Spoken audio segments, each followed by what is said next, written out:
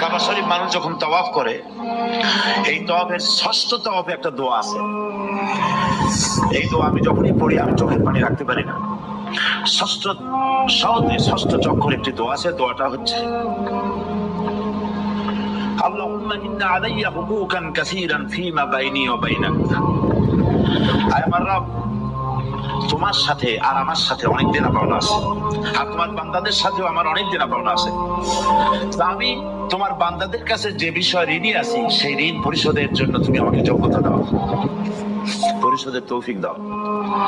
আর আমার কাছে তোমার দেনা আছে, তা আমার কাছে তোমার যে দেনা আছে সব দেনা তুমি শোধ করে দিয়েছো।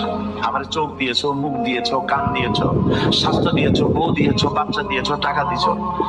আমার কাছে সৃষ্টি করে তোমার যা দেনা ছিল তুমি সব তো শোধ করে দিয়েছো, কিন্তু তোমার দেনা তো আমি কিছুই শোধ করতে পারিনি।